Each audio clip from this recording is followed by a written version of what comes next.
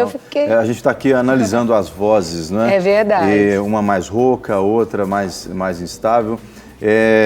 São muitas dúvidas que a população tem realmente, né? E às vezes não tem essa oportunidade de perguntar para o profissional. Aproveite então que a Ana Maria Paris está aqui com a gente. Você pode perguntar para ela ligando 3209-3301, teclando a opção 1, respondendo as perguntas do atendimento eletrônico, mandando pelo Twitter.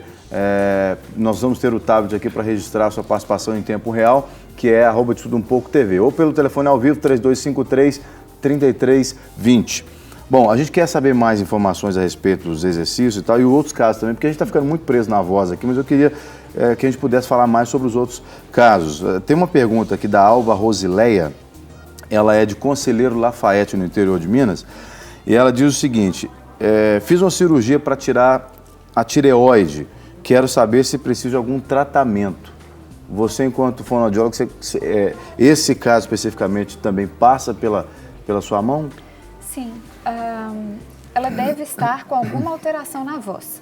A glândula tireoide tem o músculo vocal, o nervo que irriga as pregas vocais e faz o movimento, ele passa pela tireoide. Então, muitas vezes, durante a cirurgia, ele pode ser ou lesionado, ou então ele fica meio que anestesiado e a pessoa apresenta uma rouquidão temporária.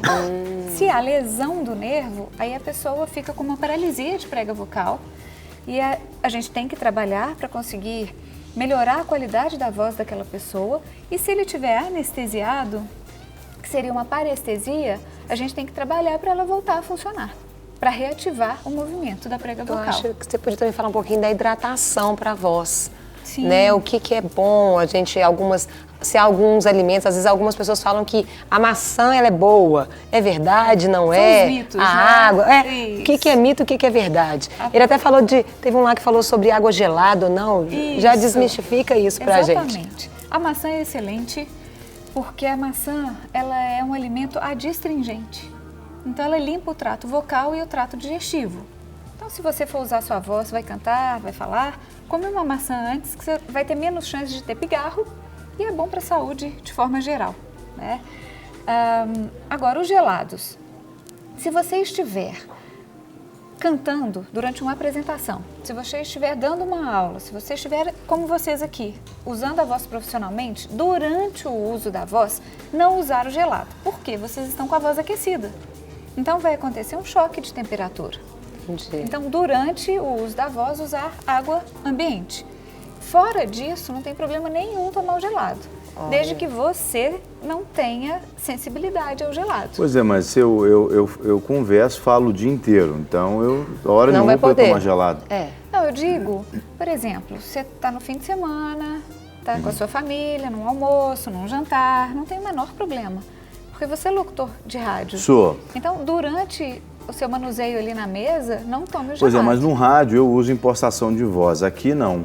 No rádio, obviamente, a gente cria uma impostação diferenciada, cada locutor tem o seu estilo. Sim. Aqui nós estamos conversando como se estivesse conversando em casa. Sim. Então aqui eu não poderia tomar gelado também. Aqui você tem outros fatores que interferem na voz. Por exemplo, o ar-condicionado do estúdio é muito mais frio, ele é muito mais forte. Então, você tem a associação do gelado, do ar-condicionado, que também resseca, tira a hidratação da sua prega vocal, o uso aquecido, porque nós estamos conversando como se estivesse em casa, mas você está falando mais. Eu queria que a gente pudesse falar um pouquinho sobre as pessoas que têm problemas de gagueira, as pessoas que têm problema de língua presa, que isso vira até um trauma na vida da pessoa, né? Normalmente uma criança, quando vai para a escola, porque com esses problemas, ela acaba depois tendo que fazer um tratamento da alma. Vira um bullying, né? Por causa da gagueira e da língua presa. Gagueira é interessante a gente falar porque ela acontece de uma forma fisiológica na maioria das crianças. Por volta dos 3 ou 4 anos, quando a criança está adquirindo maior vocabulário, tendo mais experiências na vidinha dela, a tendência dela é gaguejar. Por quê? Ela tem muita experiência, mas ela tem pouco vocabulário. Então, quando ela gagueja, ela está ali buscando, tentando encontrar uma palavra para explicar o que ela quer. Dá até dó. Dá dó.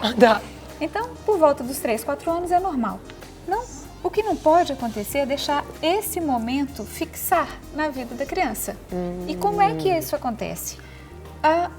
Os adultos tendem a ficar assim, para, respira, repete de novo, não, fala devagar. E aí a criança que achava que estava fazendo uma coisa super normal e natural, ela para e fala, tem algo errado que eu estou fazendo. E aí ela fica focada no erro.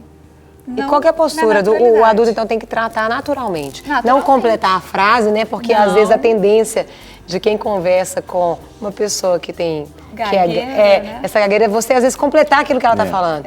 E isso vai é dando horrível. Um desespero na gente, né? Por quê? E nele também, né, coitado? Você pode completar com coisas que não é o que o outro queria dizer. Né? Constrangedor, né?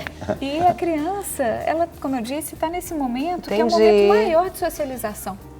Então, se você ficar corrigindo, ela pensa que está errando. E faz parte do desenvolvimento natural. É claro que, se é uma criança que tem um distúrbio neurológico associado à gagueira, alguns medicamentos podem provocar gagueira, então tem que verificar tudo isso. Mas se é uma criança dentro do processo normal, a gente não pode deixar fixar. Então, orientar a escola, a família. E nada de ficar também falando errado com a criança, né? Não. Que é o pai... Às vezes a criança não tem nenhum problema, mas o pai cria o problema na criança, porque ele fala assim, de bonitinho, e vai falando aquela palavra errada e a criança aprende errado, né? Não, a gente vai usar um vocabulário que faz parte do mundo da criança, do mundo da idade da criança, que eu quis dizer. O vocabulário certo. Mas o vocabulário certo. Eu acho que isso inclui até na forma didática, por exemplo, a criança fala uma palavra errada. Você não fala, tá errado, você repete aquela palavra corretamente. E aquilo vai entrando. É a melhor maneira, né, da gente poder... É isso. A criança, ela aprende por imitação também. Então, quanto mais corretamente você falar com seu filho, com a sua criança, mais corretamente ela vai falar também. Bom, Ana, a gente tem algumas perguntas que a população fez para a nossa reportagem e quem sabe algumas até já foram respondidas, não sei, mas vamos conferir então essas perguntas aí com o Povo Pergunta. Olá, meu nome é Rodrigo. Eu sou professor e eu gostaria de saber o que eu posso fazer para manter minha voz saudável. Primeira coisa é hidratar muito. A corda vocal, ela precisa de um muco natural que só vai estar presente se o corpo inteiro estiver hidratado. Então, aquela história dos 8 copos de água, em torno de 2 litros por dia, é fato. A segunda coisa é tomar cuidado. Por exemplo, durante a aula, tomar água na temperatura ambiente. Terceira coisa é cuidar da alimentação. Existe um otorrino num congresso ainda falou, é a doença endêmica do século XXI, é o refluxo gastroesofágico. O refluxo, ele pode voltar, pingar na prega vocal e causar um machucado mesmo. É uma queimadura porque ele é ácido. O ácido que vem do estômago pode passar sobre a corda vocal e prejudicá-la? Pode. Embora... até isso são tubos diferentes. Deixa eu dizer, você falou de comer a maçã, mas a maçã não encosta na corda vocal, né? O alimento não encosta na prega vocal. Nem o líquido. A gente tem 2 tubos, o tubo da respiração e a prega vocal, ela é a porta do tubo da respiração. Elas são, né? Logo abaixo das pregas vocais, a gente tem traqueia e pulmão. Vamos mostrar no pescoço, tá mais ou menos aqui assim? No seu pescoço, você tem o gogó, porque é homem, tá mais evidente. Aqui. As pregas vocais estão exatamente aí. Bem aqui? Se eu apertar aqui, minha voz muda, né? Fica a voz de desenho. Vai mudar. Exatamente. Então, o líquido, quando eu bebo o líquido passa por trás. Mais por trás, né? Eu não tenho como enfiar o dedo aqui, mas é mais ou menos pouco atrás. Eles são tubos paralelos. Um do lado do outro. Um na frente do outro. Sim. O da frente é o da respiração, o de trás é o esôfago, por onde desce o alimento, o líquido, tá? Tudo que a gente engole vai para o esôfago. A alimentação ela é importante porque vai ajudar o meu corpo a produzir, manter sempre a prega vocal saudável. Sim, mas o que acontece? Eles são paralelos. Então, se a gente está de pé, esses tubos estão assim. Só que o esôfago é um tubo virtual, ele fica fechado. Ele só abre quando vem o alimento. Passou o alimento, ele fecha de novo e leva para o estômago, tá? Então, quando a gente deita, eles ficam na horizontal. Aquele refluxo, aquele conteúdo ácido do estômago, ele volta. E aí ele pode pingar na prega vocal. Por quê? A gente respira pelo nariz. Então, a gente está falando do trato respiratório, aéreo. Mas você também respira pela boca. Sim. Você come pela boca. Sim. Então, existe uma interseção, que é a orofaringe, onde alimento e ar passam pelo mesmo lugar. Depois é que ele subdivide. Se a gente olhar ali atrás quando a gente abre a boca, não tem a campainha, Sim. que é a úvula, ali tem um arco. Quando a gente engole, o alimento desce pelos lados desse arco e vão se encontrar lá atrás no esôfago. E a respiração é esse tubo, Direto. se a gente olhar para baixo, né, como os exames da Como se fosse a língua, onde a língua está onde a descendo. língua desce. Interessante, né? Então, o alimento ele vai pelos cantinhos da boca, né? Tem que ter cuidado, existe essa interseção e é nessa interseção que tem o perigo do refluxo cair. Entendi. Tem mais uma pergunta aqui, o Luiz Fontes, de Viçosa. Ele diz o seguinte, por que a voz dos mineiros, é mais anasalada do que as outras? É? Não É existe. a pergunta. Não sei. Uai, sou, Não sei. Uai, não sei. Bom, não, essa questão específica do nasal, eu não conheço nenhum trabalho que diga isso. O que dizem é que os mineiros, eles falam um pouco mais cantado. Cantado, isso é verdade. Isso mesmo. Pra gente que mora aqui, A gente não a gente não percebe. percebe. Eu acho que os baianos cantam, É os verdade. nordestinos, não só os baianos, né? Mas isso depende da musicalidade, da prosódia. A palavra, Entendi. né, científica seria a prosódia. É claro que o mineirinho, ele fala mais assim, né? Uai, Eu trem tô bom, aqui falando do só. interior, Eu e acho- aí eu não o acho que eu falo assim. o cantado é porque a gente dá um tempo maior a determinadas vogais. Entendi. E às vezes, por que parece o nasal? Aí eu que estou interpretando. Gostosinho, A gente corta as palavras e Uau. coloca no diminutivo, no né? diminutivo.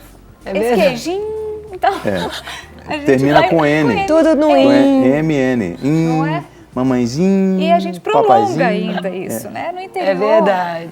no interior que eu digo é roça, não é Viçosa. Mas no interior que é mais roça, as pessoas falam muito assim. Ô, Ana, o nosso papinho tá chegando no finalzinho, né? Infelizmente, a gente vai ter Tá que... muito gostosinho, mas Tem um fim. Muito bom. muito bom. A gente Obrigada. ficaria aqui a manhã inteira, né? Só tirando dúvidas, né? Não, a Ana sempre tira as dúvidas, que ela tem muito tempo que não vem, né? Mas quando vinha, tirava muitas dúvidas aqui e a gente quer tê-la novamente conosco, E viu? deixando Eu os parabéns agradeço. para você e todos Muito os fonoaudiólogos, obrigada, né? O dia de Carol. Isso vocês. Obrigada a todos pela presença e pelo carinho de nos receber aqui. Oh. Muito bem.